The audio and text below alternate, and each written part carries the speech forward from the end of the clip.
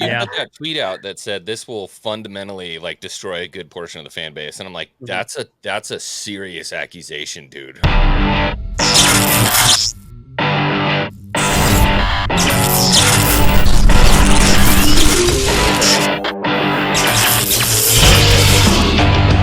Renegade Online.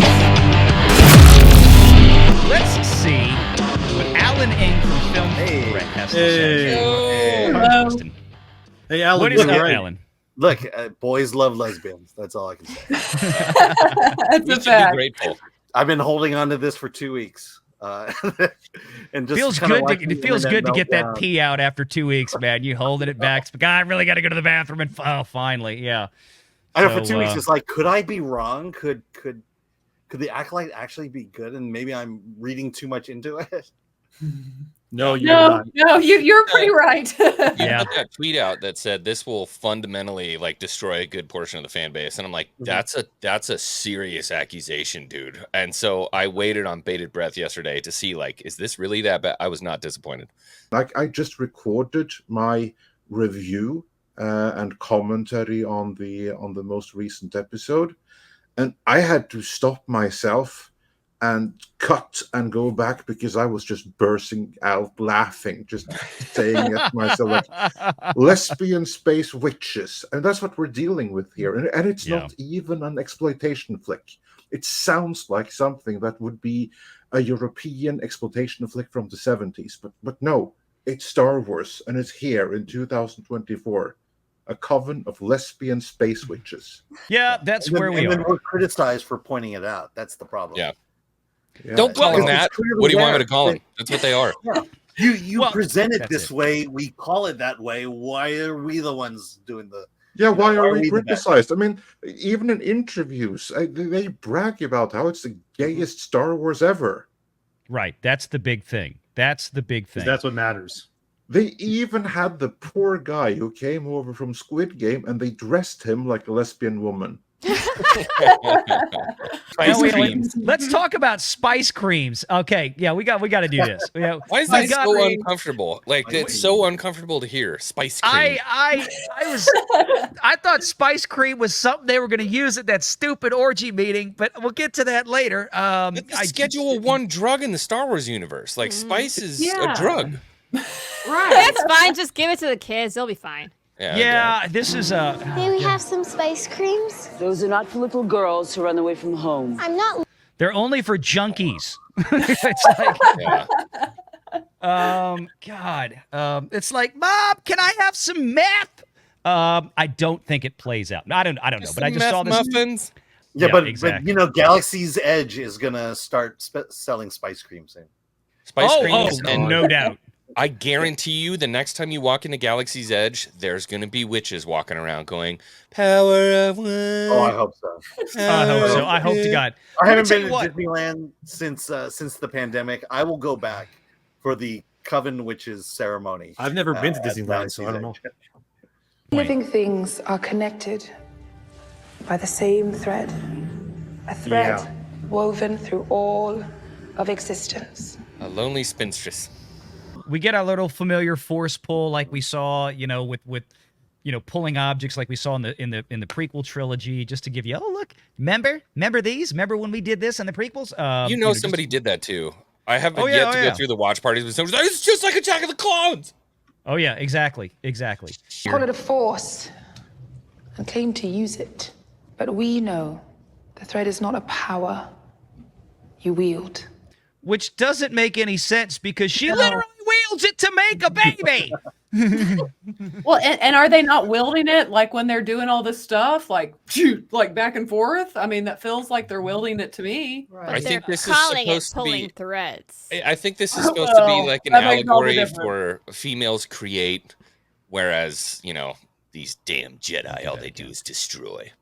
I was sidelined when this happened because like I have a few friends that are like I would assume they're bigger fans than I am of Star Wars. I had to ask them. I'm like, when she said the thread, I went, "Am I mistaken? I've never heard that term used in Star Wars before." And then I started looking around, and I was like, "Did they just create like a new name for the Force?" Yep. Basically? They watched Loki and they were like, "Oh, I like that idea." Yeah, You're probably that's not kinda wrong, what they did. X-Wing. Yeah. Yeah, They they basically go ahead, turned Andre. the Force into a red thread. So Yeah. they're basically ruining and taking everything George Lucas did, and they're completely changing it. Like it's. So I remember what Alan said last week, where he said, "I don't recognize this world anymore." And like as I was watching this, that's how I felt. I was like, I don't recognize whatever the hell is going on anymore. Yeah, because it's not Star because Wars. this is not the natural evolution of Star Wars as a franchise. You know, not in my wildest dreams did I think at the end of Return of the Jedi that down the road there would be witches, let alone lesbian witches. No, no. You know, and Star Wars was dogfights in space and guys with swords. Yep. And we've fallen so far from that. Hadouken! Literally, yeah. But that is because you are young. Oh, interesting. She says that's because you're young. You don't know what you want because you're young. But in another scene, like 2 seconds later, she says they're old enough to know what they want. Is she accidentally striking down Transformers? Transformers. Maybe. You know what I'm talking about. Yeah, I know what you're talking about. X-Wing. I definitely picked that up because there's this whole thing about like you're a kid, like you're too young to know, like you're too young to know what you want to be. You don't know if you want to be a Jedi. Yeah, everybody's like, oh. Yeah. That doesn't count, though. Oh, The galaxy is not a place that welcomes women like us. There we go. The galaxy is not a place that welcomes women like us. I wonder what what they were drawing from to get to that one. To be such fair, I don't BS, feel like witches are generally well accepted in society. Or Here's the warlocks. thing, dude. The Dathomirian witches peacefully existed while the Jedi were there.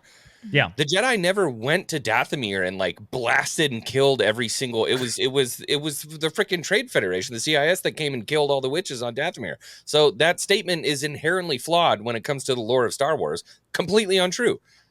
This is the scene. This is what Eric Kane at Forbes magazine, one of the biggest Wall Street and financial publications here in the United States, at Forbes magazine called, or this is what made him call this episode the worst thing that Star Wars has ever made. Okay, so here we go. The High Priestess Mother Anisha is coming in, and she does her little slow walk up to the front. We can skip through all this. Time out, Balak. Can we just say how cool Leslie Headland thought that shot was when she just is like puts her Oh hands yeah, out? oh yeah. I'm sure Leslie Headland was melting in that director's chair. Oh yeah, she was crying. Leslie Headland was sitting there going, "Yes, Queen! Yes!" The sound engineer's like, "Leslie, we got that on mic." Oh, sorry. Yeah. She was like, I can totally hear it. Queen. God is a woman. Yeah. Oh my god. Wait, hang on a second, Alan. Can you do that one more time? Yes. God awful. Tonight scene. we enact a ceremony we have not performed since our exile. We were hunted.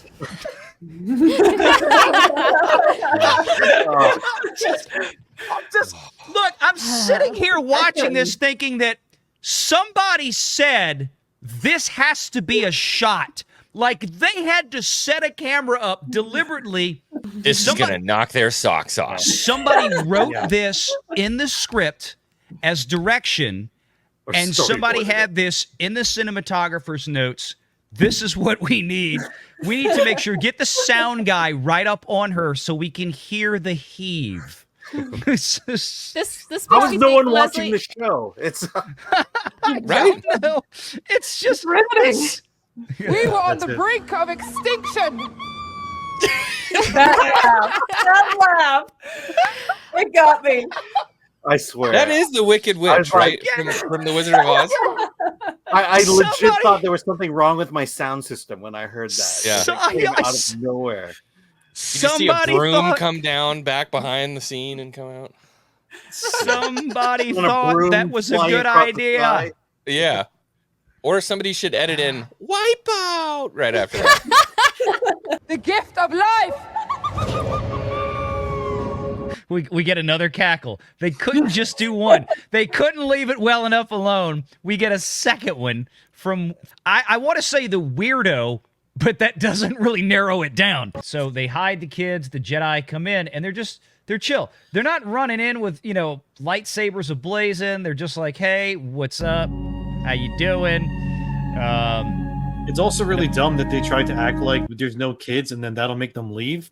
It's like they're Jedi. They would feel the Force in those children. Yeah. Those children have not been trained to like conceal it. So it's just, why are you even hiding them? Like, it's pointless. Where is their father? They have no father. Disney really, really hit the stereotype brick wall with that one. Yeah. Like we pulled up earlier. Oops. It's like making the Q the Avery salt mine. Like, what were you thinking, dude? That's it. It's like Tiana's Bayou Adventure. Your whole ride is based on what was basically a slave plantation. Well, it was a plantation, and then it was the oldest working salt mine in America, which had up to 500 slaves at any point, and then only closed 4 years ago because 2 people died there. You know what a better entrance for the Jedi would have been? They should have walked in and said, "We'd like to speak to the man of the house."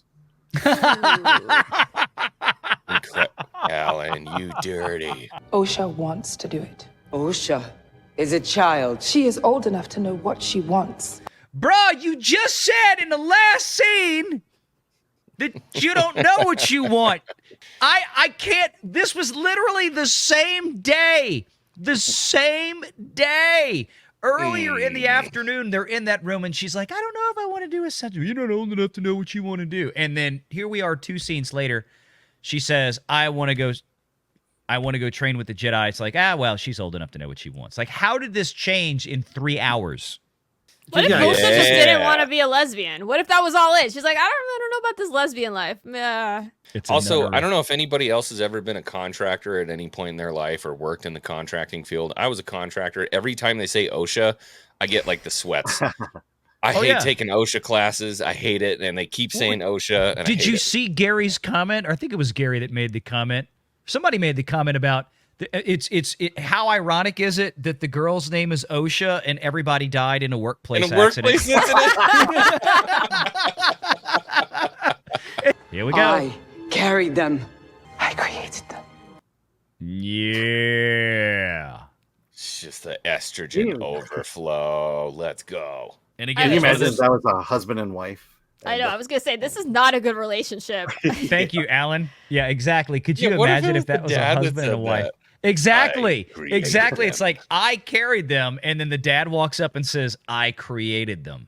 Yeah. That would work for like Emperor Vitiate. You could do that for like Emperor Vitiate. But It's not up to you. You can't stop me. Yes, I can. How? I'll kill you. So I'm like, all right, that just got strange. Hey, give it back! So, like, why do they have, is it a prison cell? How does she get locked in from the outside? That's what I was like, is it designed like a prison cell? You know, I've got a 3-month-old daughter. The first thing I do when I put her down to sleep is lock the door to make sure that she can't get out of her room. You would never do that. It's stupid as shit. Like, I know, on, man. I'm kidding. So we're going to burn the journal. And again, we are in a room, an entire compound hewn from stone. No. Look at the scene. There is some wood about 45 feet from where she lit the journal on fire. Okay. Every time, it's like, it's always, all they do is short out a board on the wall and it opens the door. Like, this is a thing now every time. She hotwired it. Legitimately.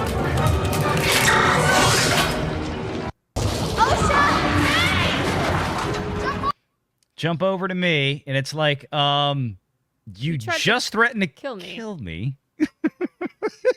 Yeah, I totally like, trust you now. Standing here, it's like she'd have a knife in her hand. Jump over to me, I swear. You'll be fine. Yeah. You know, it's what are we doing? If only Sabine Wren was there to utilize or wield the Force improperly. Oh, God, give her a force push. Yeah. Oh, yeah, some damn thing. Where's Mama? Where's Mama? Mama's dead. So, what did that evil twin do in the last 35 seconds? Because she jumped the door, she crawled out, and then ran up on. So this little one has apparently been through the entire compound at this point, found everybody already dead. The entire place is burning down, and then somehow winds up on a bridge that leads to nowhere. I don't care. Again, you're thinking too much, X-Wing. Yeah. Just May was busy killing them all. You dead. Or maybe it was the Jedi, or Torben, or something dumb. Okay. Don't use the Force. Don't use the Force. Yeah. Yeah, why not? He stops her from falling in the previous episode in the middle of a fight. He's picking her up, throwing him around. Yep. Could have done something there, but okay, so we see Mae go flying off that bridge into the ravine. Yep.